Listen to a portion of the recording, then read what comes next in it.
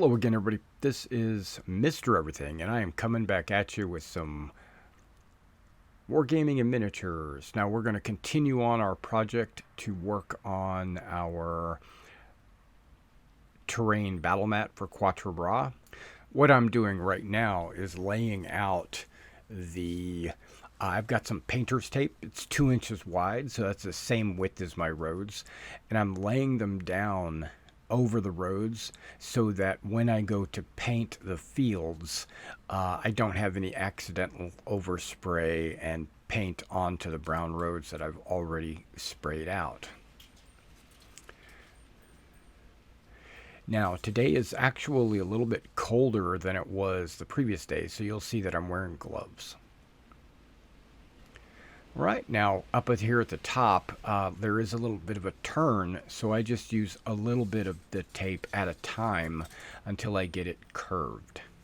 Now, I press the whole thing down. I actually, off camera, I'll go ahead and stomp on it and press it down. First color we're going to use today is khaki. Now, I'm just going to spray the entire mat with a light coat.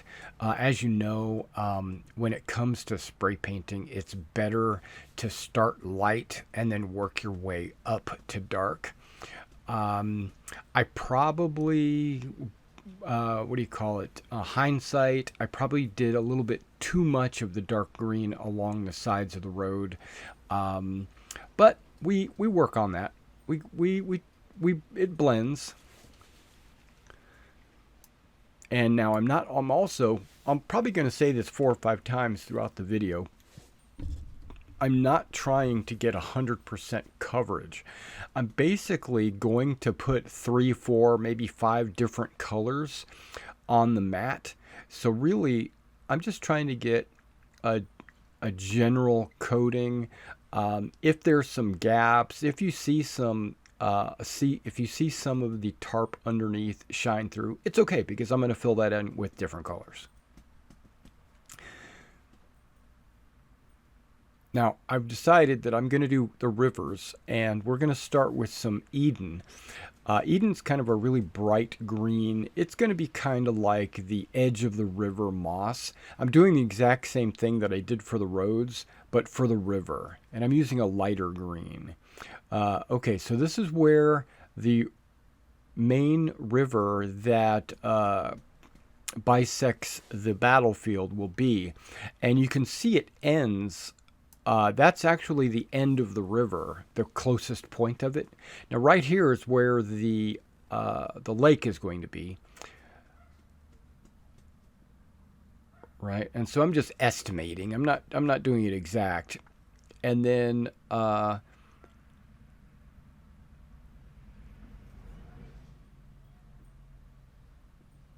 have to take a look at my map a couple of times just to make sure that I'm putting the rivers in the right areas. So it had to be a little curve.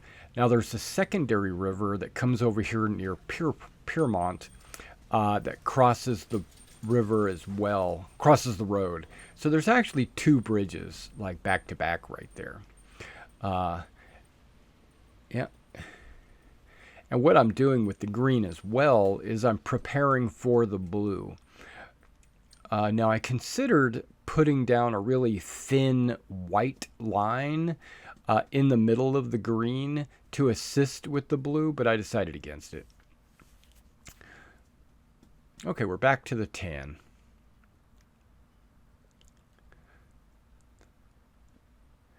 I wanted to do the green so that any of my like tan overspray would go onto the green, which is okay.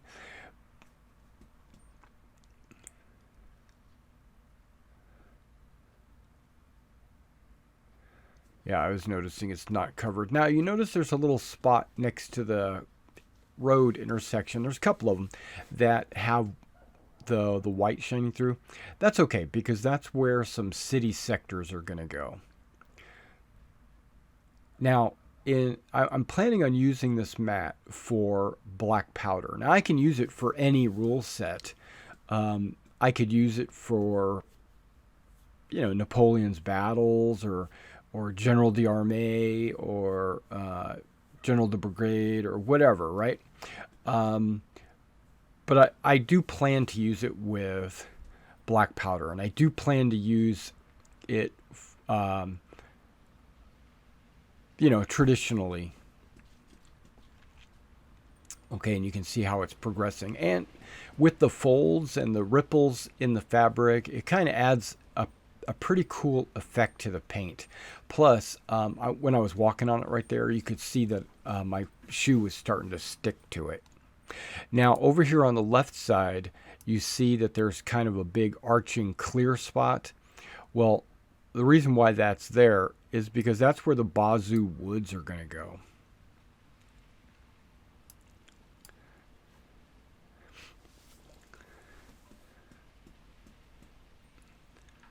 Now, every time you see me like step off the map, what I'm doing is I'm referencing my paper map so that I can tell, like, it gives me an idea of where the curves are and what areas I need to fill in. Now, I felt like I didn't need to use up all my tan over the forested areas because I'm going to fill that in with a dark green anyway. And again, this isn't very accurate. Now, again, hindsight, I probably should have painted more than I needed just to ensure that there wouldn't be any gaps between the edge of the woods and the tan. So now we're going to go in with the army green, which is a very light green. And I'm just going to hit this all over the map in clumps and splatches, kind of like as if you were painting a camouflage pattern. They're not connected. It's not 100% coverage. I'm just kind of looking for areas that have less tan than other areas. I'm kind of like filling in gaps, but I'm not doing it in any, what's the word I'm looking for? I'm not looking for total coverage or any rhyme or reason. It's just spreading it out, putting a camouflage pattern out there. It'll just make the terrain look like it has,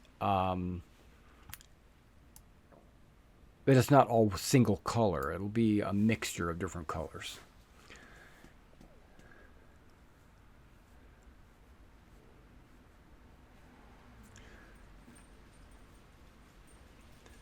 Now, sometimes I started with paint cans that I was almost out of, and then I would have to switch to a paint can that was full. And so you'll see me step off to swap out paint cans as well.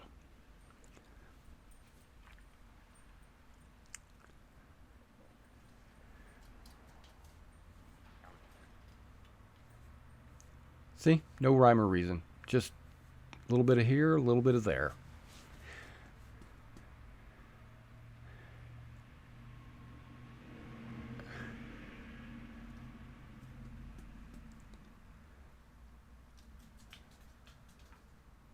Now this upper right hand corner looks like it needs a little extra love because I was noticing I put a very thin coat of the tan khaki on there. I call it tan, but it's actually khaki.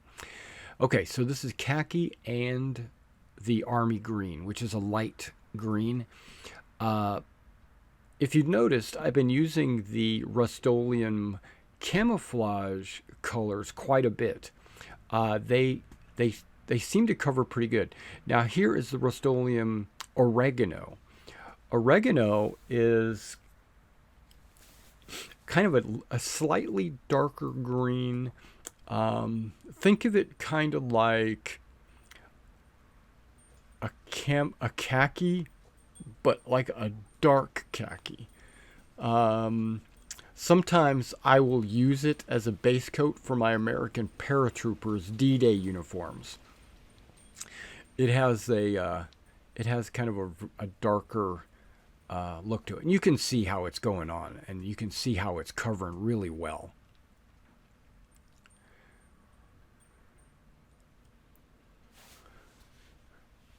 Okay, so I hit oregano all over the entire map. And it blends really well with the road green that I was using. And it kind of disguises it blends. It makes it kind of look like it's a transition.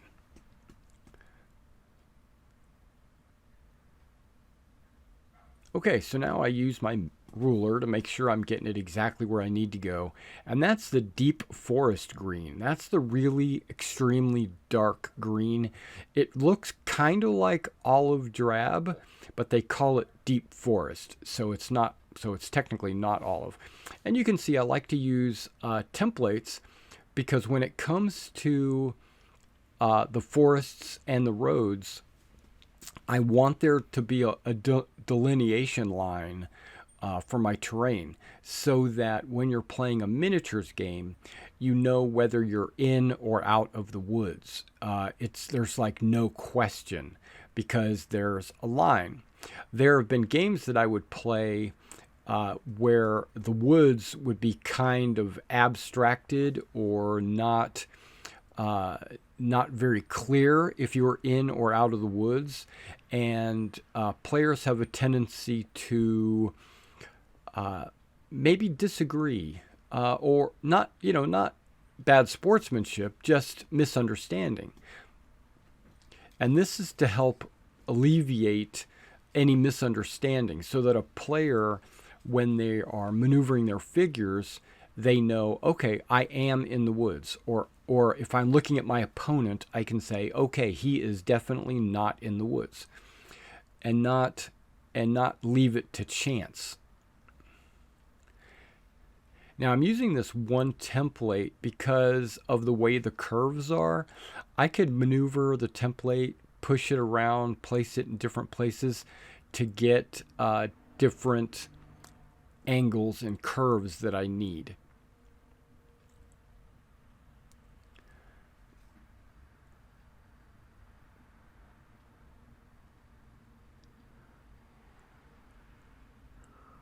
There we go.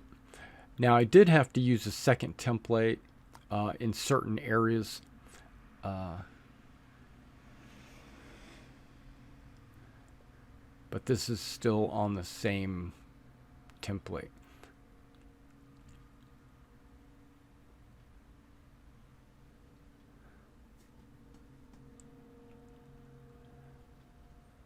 And the woods I'm doing here is the Bazoo Woods. So if you're familiar with the Quatre Bras map, you'll know where the Bazoo Woods are. The Bazoo Woods are where the Nassau fought in a skirmish delaying action against Jerome, who was trying to go up through the Bazoo Woods to attack Quatre Bras.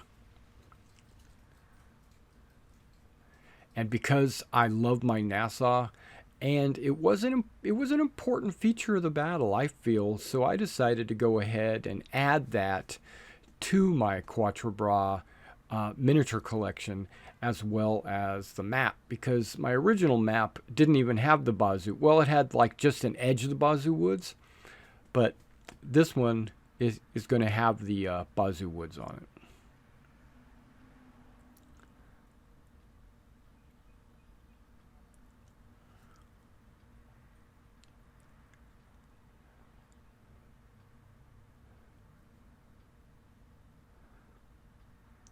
And I'm kind of doing a thicker edge, and then I'm going to use like a lighter green on the inside.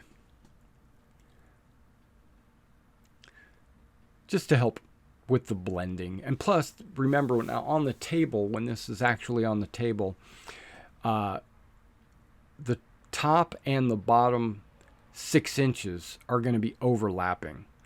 Okay, so now this is Gloss Patriot Blue. This is what I'm going to use for my river. You can see I made a template for the lake. It's out there on the mat. I wasn't thinking about moving the camera to see what I was doing, and I apologize for that. But it goes on nice and blue, but the green I've noticed kind of shines through, and that's why I was thinking it might have been better to do a very light misting of white, because then the blue would really stand out as blue. But because this is a battle mat and it's a terrain for Wargame, it's really not that important. Plus, the green in the blue kind of makes it look like a river and not like an ocean. You know, the only place I really probably should have did it was the lake. The river should have stayed with the green and the curves. And you can see the green is like an overspray of where the river is. That gives it the effect of like vegetation on the shoreline of the river.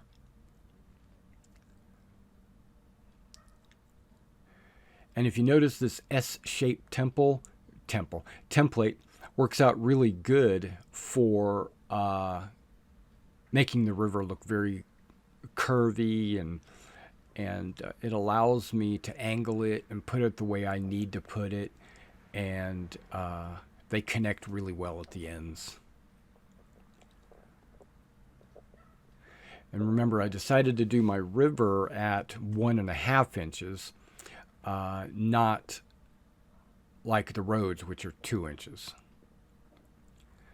Now, I've seen some battle mats where the roads are like 4 inches wide. That would be great for a game like Black Powder. Not Black Powder, what am I saying? Like Bolt Action or something, where you're playing with vehicles and tanks, and they are 1-to-1 scale, because they are, where I'm making this for Black Powder, and the figures are not 1-to-1 scale. You know, I got 24 figures in a formation that represents about 400 to 500 men. So each figure's about 25 men or something like that. So what that tells me is these roads only need to be one base width wide. Now I'm also doing the second river. I'd also like to point out that that bleed through test we did yesterday was inconclusive, because at the end of this video, at the end of this project, I peeled this tarp up from the plastic, and there is quite a bit of bleed through into the plastic. If I had not laid the plastic down, then my driveway would have a battle mat, a battle of Quatre Bras all over it. So now I'm taking some lighter green, and I'm painting inside the woods. Remember that these woods will have model trees laid on top of them, and maybe I'll throw some lichen in there as well. So this is just to, get rid of the white drop cloth look.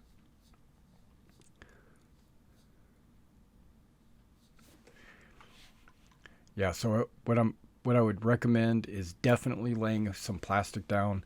If you're doing this inside, make sure you do it ventilated. If you're doing it on a table or something like that, I would recommend putting a plastic tarp down. Now, this is a painter's tarp, so I was expecting it to not have any bleed through, but really, it's not made for spray paint. It's not made for me like piling the paint on, specifically the rivers and the roads. Now I did those wooded areas in the upper right hand corner over there off camera.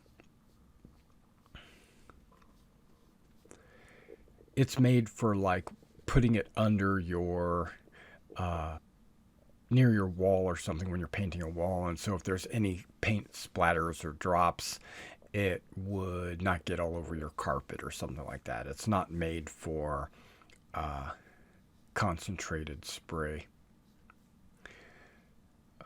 Okay, now I let this template dry because I needed to use the opposite side to get the right type of curve to come out of the lake and go up onto the road.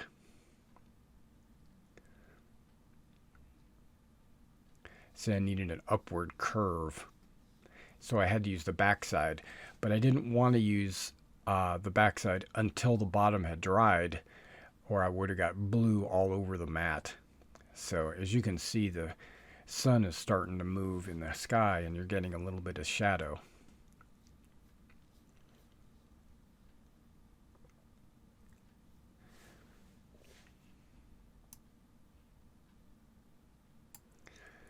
All right, continuing on. Yeah, it was starting to look a little blue, and I was like, why is it looking blue?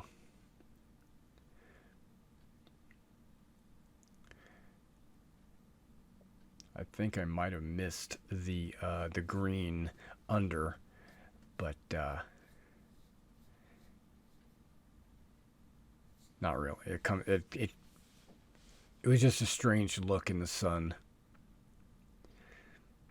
It actually is the same color once it dries. All right, so we got the two rivers that go by the road, giving there's going to be two bridges there. Now I'm laying down this one template. I made this one template. This is going to be a city square, and it's going to be black. I cut it to match the roads, and there would be enough room in this template to put a unit of 6 bases at 40 millimeter square bases and a building. So the building would sit inside like a farm building or just a cottage or something like that. You know, a terrain building. It'll sit inside that city square, or city center, and as well as being able to put the figures inside that area as well. And that delineates the edge of the city where, if you know anything about black powder, you know, you can shoot a certain number of dice out of each side of a city square, and, you know, it's for occupation of the towns.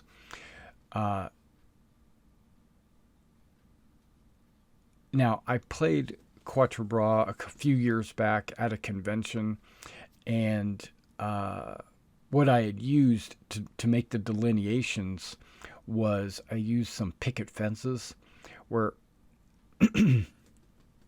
this time I learned a little bit from my mistakes in that last time. Like, I had put the trees too close to the city centers so that there was no gap between the Bazoo Woods and the Quatre Bras. They were basically touching. And this time I made sure that there was about 3 to 4 inches between the city center and the trees. And this is, I'm just touching up any spot that I might have missed near the roads, because I want the city centers to go right up to the edge of the road. Now, this is the farm, Gemian Court. It's also a built-up area, but this time it's going to be squared up against the road. And so I just use the flat edge on the outside, and then I'm going to flip it around and use the flat edge up against the road. I'm just going to spray it right up to the edge of the road, so it doesn't really, I probably could have just moved the template over a little bit more because I've got the tape down for the road. Yep, that looks good. And then there's a couple of more city center areas up here. These are like, a city center represents a clump of buildings, but you only represent it on the table with like one building and a center square or town square. Now, I could put multiple buildings inside there or whatever, but you don't need to do that. Plus, you need to have enough room around the building for your troops to deploy. So what I did was I looked at the city that's over in this area, the town, the village, and Pierpoint or Piermont or whatever, I can't remember what it's called over there. And then, so I'm just deciding to make 2. I thought about 3, but I don't think 3 is necessary for the amount of buildings and what actually transpires on this side of the map, which is very little.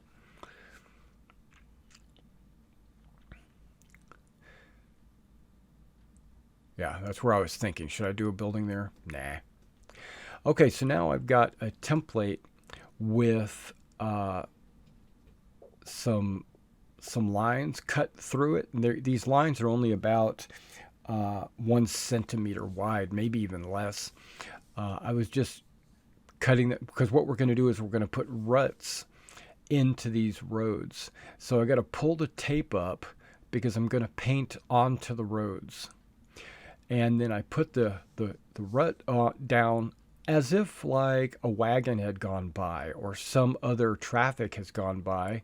And then I'm spraying it with some khaki to give it the look like there's a couple of different ruts on the road. And then I'm just haphazardly, randomly going along and painting unevenly, but I'm just putting like 2 lines, one on each side of the road.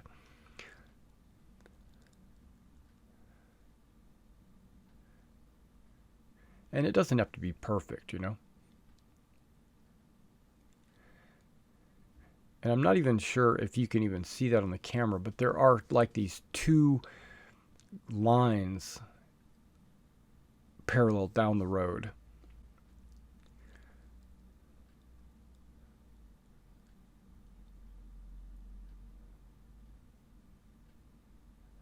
Pulling it tight so it'll lay a little bit flatter. And you can see the lines right there, what I was doing. Now what I did was I dragged the mat out to the front where it was going to get good sunlight. I'm going to let it sit out here for about the rest of the day to let it dry. It did take about 2 days to dry. I laid it out, and then when the sun went down, I brought it inside. And then on the second day, I put it out again. Thank you for coming out and checking out this video, and I appreciate it. So like and subscribe to the channel, and I will see you in the next one.